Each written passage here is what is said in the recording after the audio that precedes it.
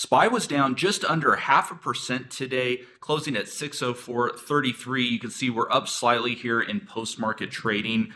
We closed right around the zero gamma exposure level. We've been hovering around this level both on SPY and the S&P 500. On SPY, it's at 605. On the S&P 500, it's at 60.50. And it appears we are forming a consolidation pattern here right around this zero gamma exposure level. And it makes sense that we would be taking a break after this big run up. We do still have large positive gamma exposure concentrations at the 610 strike and the 615 strike. We've been watching the 620 strike. It's not as large on SPY as its counterpart on the S&P 500. S&P 500 at 6,200 actually has a pretty large gamma exposure concentration at that level. All this to say that market participants are continuing to position bullishly despite this consolidation pattern that we've seen over the last week or so. And if we zoom out here on our chart, you can actually see, taking a step back and looking at the bigger picture from the lows right before the election until now, you can see this nice trend line that has formed. Depending on how strict you are with your trend lines, it looks like we are bouncing right off of that multiple times here a couple of days ago, and then again today we're basically closing right on that line. So it's going to be interesting to see how the market opens up tomorrow. If we get a bounce back up into this 610 strike, that looks like the most likely scenario.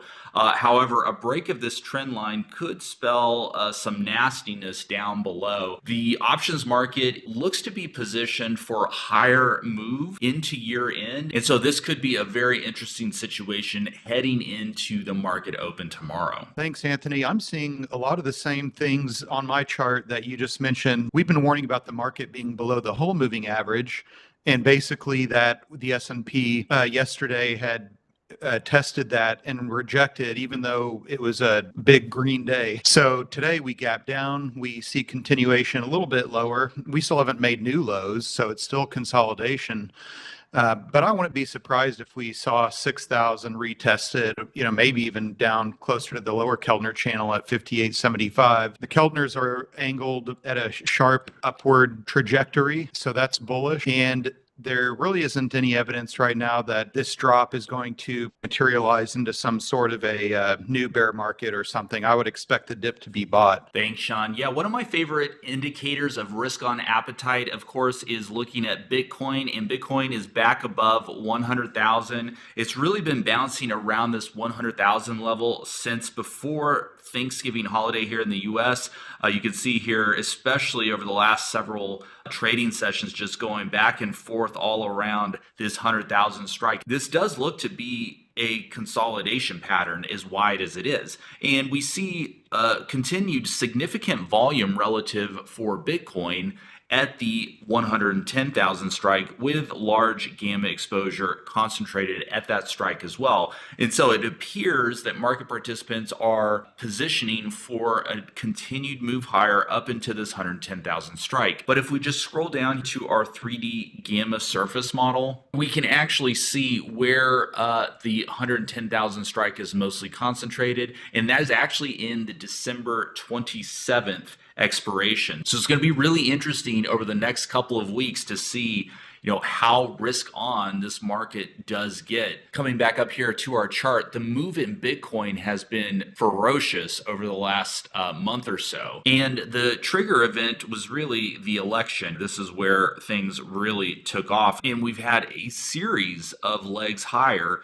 up into this 100,000 strike. So could we get another leg higher up into the 110,000 strike? The market seems to be betting on that probability. One ticker that caught my eye today, Anthony, is FedEx, FDX. It had a pretty nice move up from September and then a sharp drop off, but the Keltners are still basically pointing upward. And I like that we're on day 2 of recapturing this whole moving average and seeing some continuation to the upside. It looks like we might be targeting anywhere from 290 to 306 based strictly on the Keltners. But let's take a look at the gamma picture. We have positive gamma, and it It's basically been moving more positive for about a week now, so that's good. We also have this big gamma cluster at 300. You can see right here at 300. We're right at the zero gamma line. So, just looking at this, it doesn't look very conclusive, but that big gamma cluster at 300 does tilt the odds. We did have this noteworthy volume at 307.50 as well.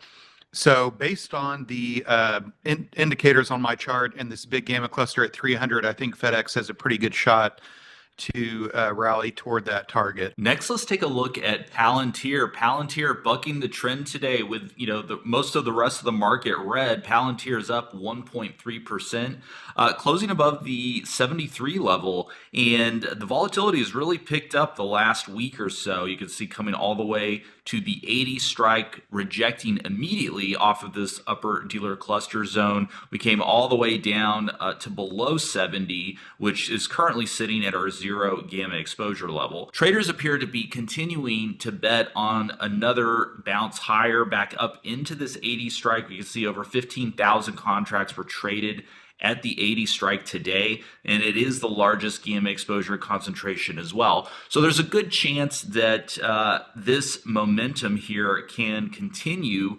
especially if we get above the 75 strike. Those gamma effects are really going to kick in, which basically will serve as a magnet towards the largest gamma exposure concentration. And just scrolling down to our data graph, we see a similar picture. Our GEX intensity gauge is maxed out, which basically means we are in an extreme buy the dip environment. Volatility is also pretty high, higher than 42.9% of implied volatility over the last 52 weeks. And that's why we're seeing such drastic swings, $10 swings within a few days on a $70 stock. So volatility is probably going to continue, so you got to be careful as you're playing this name.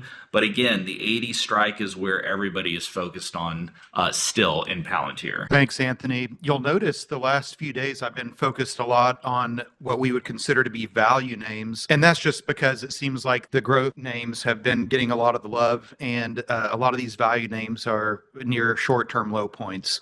So one that caught my eye is Chevron, CVX. It's basically been in a downtrend since December started. We are below the whole moving average, so the momentum and the trend is down currently.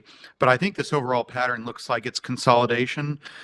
This may not be one that goes up just immediately tomorrow, but we are kind of closer to the lower Keltner channel, 152 and change. Let's take a quick look at the gamma picture. We have positive gamma. I like that. We're basically looking at three fairly large positive strikes at 160, 165, and 170. And based on the gamma levels chart, we're right at the zero gamma line, and the 165 strike would coincide with that dealer cluster zone. Very close to what we saw on the Keltners just a second ago. So I think the setup's there. It's not a, I won't call it a day trade. It may be more of a swing trade, but the setup is there. And guys, remember, if you want access to our gamma exposure dashboard and our option flow analytics tools, head on over to geeksoffinance.com. I'll put a link in the description below for you guys to check that out. Also, you can access our community Discord. We've got a ton of great traders in there sharing information and trade ideas every single trading session. I'll put a link down in the description below for that as well.